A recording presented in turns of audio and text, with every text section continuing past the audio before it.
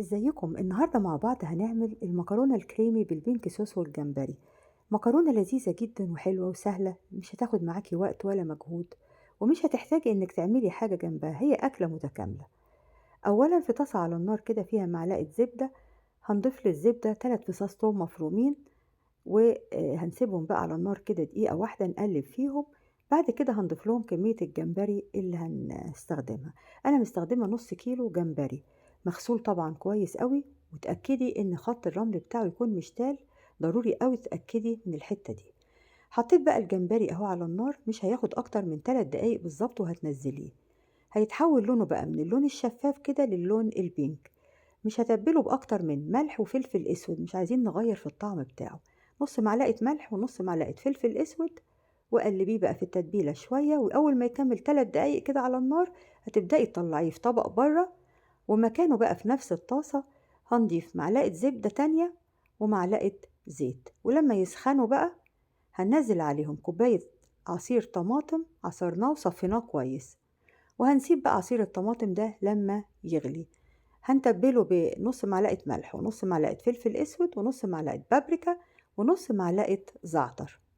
قلبي بقى الطماطم كده بالتتبيلة بتاعتها وسيبيها لما تغلي كويس. بعد بقى ما تغلي وتاخد الشكل ده كده هضيف لها نص كوباية كريمة طهي، بديل كريمة الطهي طبعا كوباية، نص كوباية لبن عليها معلقة قشطة، ونقلب بقى كده. ده بقى الصوص البينك بتاعنا. المية بقى بتاعة المكرونة غلت، حطيت المكرونة، ده كيس مكرونة، ضفت له بس نص معلقة ملح، وهنحطه بقى على النار 4 5 دقايق بالظبط، لأن احنا هنسويه نص سوا مش سوا كامل، لأنها تكمل بقى السوا بتاعها في الصوص. نص سوا كده ونزليها صفيها. هيكون بقى الصوص دلوقتي غلى كويس، هنضيف له المكرونة وشوفي الملح بتاعها لو محتاجة ملح، وغطيها بقى وهدي عليها النار وسيبيها لحد ما تستوي. اما استوت بقى ضفت لها نص كوباية جبنة موتزاريلا، قلبتها كويس ونزلت المكرونة بقى في الصينية اللي هدخلها الفرن. هي ممكن تتاكل بالشكل ده خلاص. انا بقى ضفت الجمبري كده على الوش، وشوية جبنة موتزاريلا تاني على وش الصينية بالشكل ده. الفرن دلوقتي مشغلاه على درجة حرارة 200، حطيتها على الرف الوسطاني، أخدت حوالي 10 دقايق لحد الجبنة مساحت، وبعدين تفتحي الشواية 5 دقايق هتطلع بالجمال ده. غرفي بقى وقدمي، وزينيها كده بالبقدونس، زيني الوش والطبق بتاع التقديم كده بالبقدونس.